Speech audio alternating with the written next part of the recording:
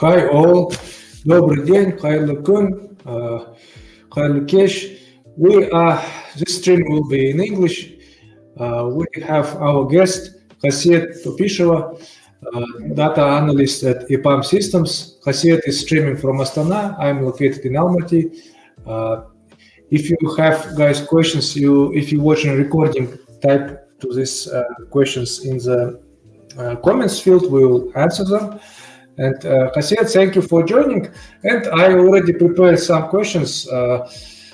Could you tell about yourself and how did you enter IT industry?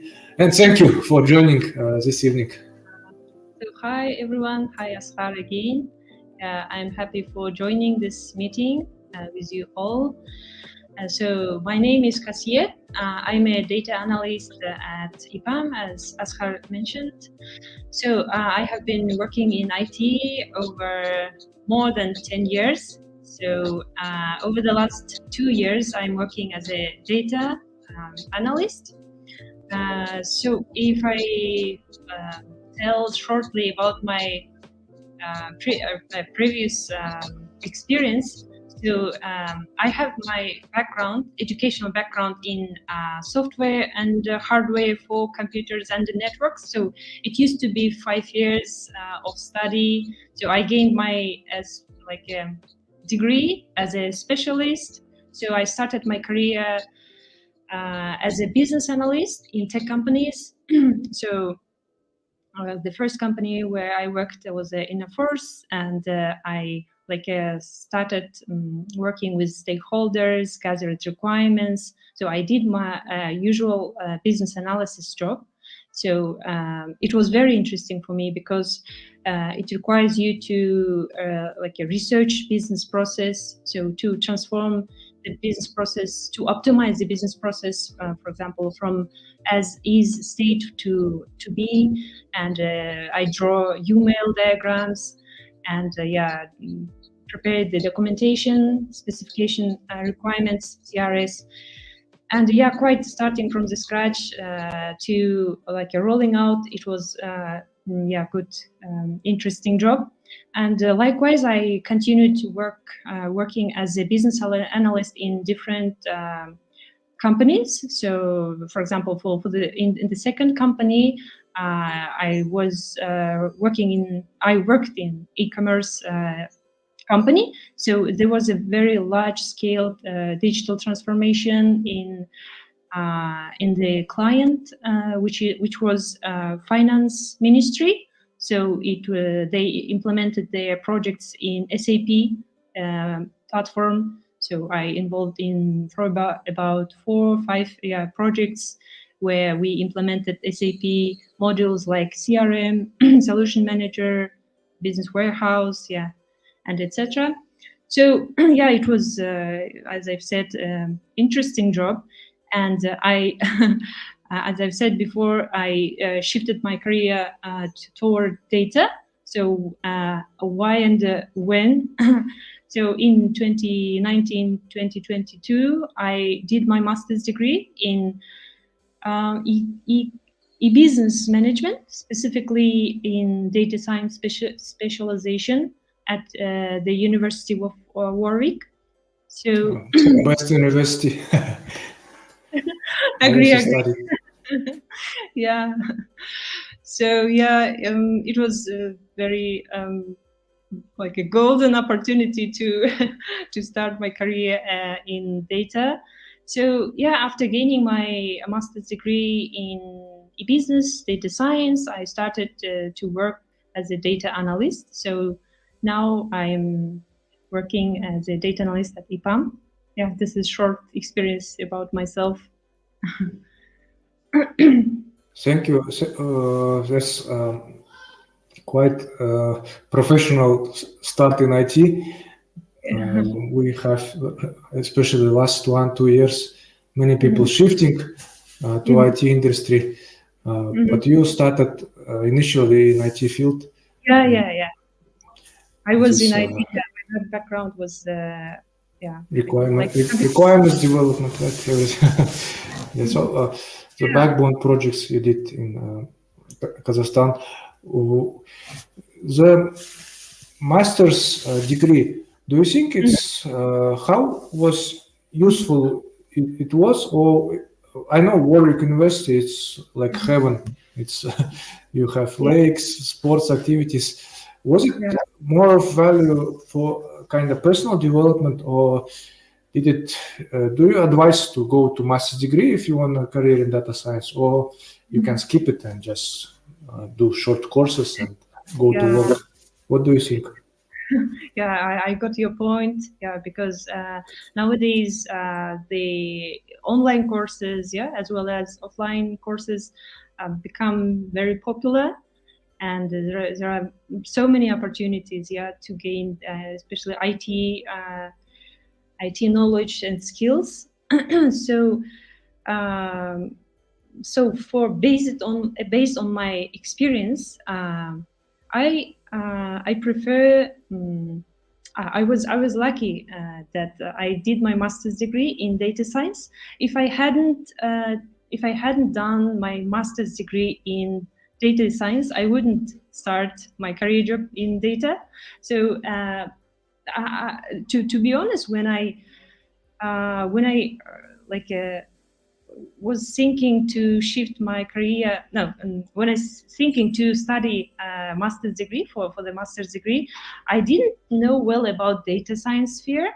But when I started to search for the courses, the relevant courses for me, I started to know more about data, and I had 4 specialization within this course. So e-commerce, digital marketing, data science, and the 4th one was digital consultancy. So I was like very hesitated, and because as I worked as a business analyst, I was very scary to study this technical subject, because it requires, as you know, a lot of maybe hard skills, coding, this kind of skills it requires. But after having long maybe research and consultation with the people who knows this sphere and who studied at this course, I come up and I decided to study on the data science. So I think I'm a little bit shifting from your question, right? So No, what that's I fine. it's fine, okay. So I think master's degree studying at WMG helped me a lot, not only in, for example, knowledge in my sphere in data science, but also in other areas of my life. I will maybe I will tell more about in the next questions, maybe. But regarding this, what is what is the best way?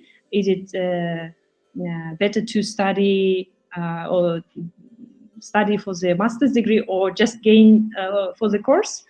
I think it depends on the person's goal, person's maybe more motivation. But for me, I if I had a chance to to decide or to choose this, for example, way, I would have chosen the same way. I would take the master's degree. Because there are many opportunities, there are many advantages of this master's degree, especially in terms of data science. For example, there are about 8 modules. So data-related modules were, for example, computational statistics with Python, big data analytics and visualization, machine learning, data science, cloud computing. So almost all the subjects were very new for me. But I realized during the studying this course, I realized that I enjoy solving tasks, even coding in Python, and this drove me. Yeah.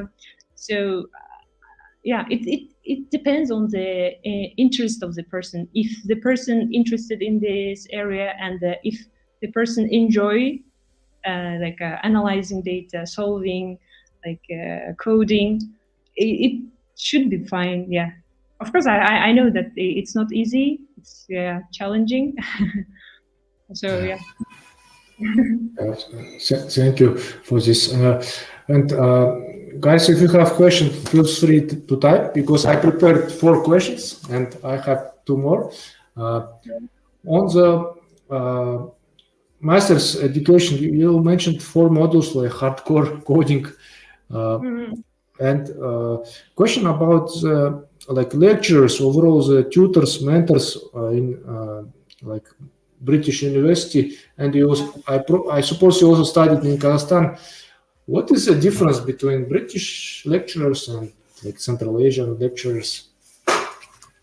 So yeah, as I studied, I did my not bachelor degree. It was specialization. Yeah, it was 5 years.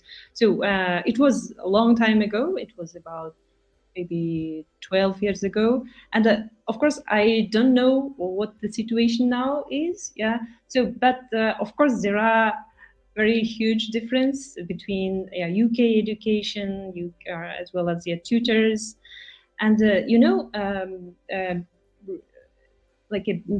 based on the study that I studied, I can notice, I can highlight the followings, that, for example, their courses, the modules are up to date, so they are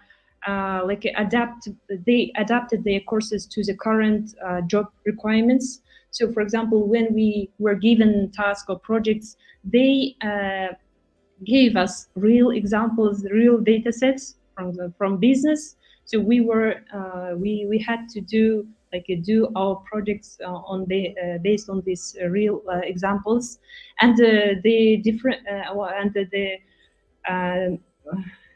another difference, that tutors are able to explain the technical topics in an easy way, so with examples, with metaphors, even with games, some, and it will help to students to understand well. So, for example, in my course, there were students with different backgrounds, with even like a what is design? So they were able to manage their courses well, thanks to the tutors, and they were very professional. I'm very happy that I studied at this course. And also another difference is, as you know, at Warwick University, I studied at WMG school, so it is Warwick Manufacturing Group. So in our school, there was a manufacturing, small manufacturing, buildings, laboratories. So students were able to work and practice their knowledge in these buildings, manufacturing. So it is really very beneficial for students. And also they organize the tours, manufacture tours, so you can visit the manufacturers' laboratories, and you can see how the process is going. For example, we visited the Amazon warehouse, and we saw how all this processes are performing. So these are, of course, very huge differences between Kazakhstan and the UK. So it's a link to industry, right? Thank you. And my last question, because I reviewed your portfolio of some projects you shared, I guess, in LinkedIn. I already don't remember. There was a project built a model for e-commerce company to predict customer reviews and likelihood of having leaving reviews with some rating using ML algorithms. It just was interesting if you could like describe the logic internally how this was working.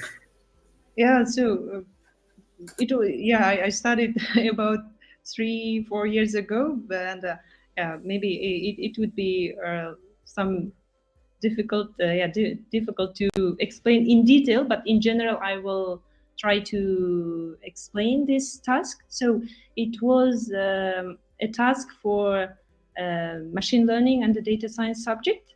So we were taught for the algorithms of machine learning, several, and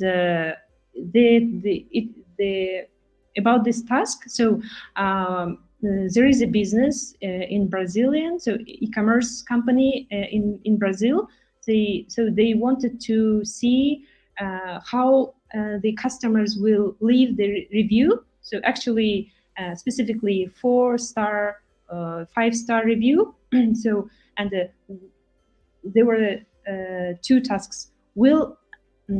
Customer review, write a review, and the second one, would customer leave review 4-star or 5 stars. So and using this, for example, predicting this kind of outcomes, they wanted to target the customers, and they want to increase their growth. This is like a business, like a business goal. And what we did, how did we solve? So it was a group work, and one of the advantages of this UK study, this Warwick University, that the projects tasks were given for the team, so that you would be able to work with team. So how did we solve this? So we used several machine learning algorithms like decision tree, logistic regression, and some other algorithms that I don't remember well.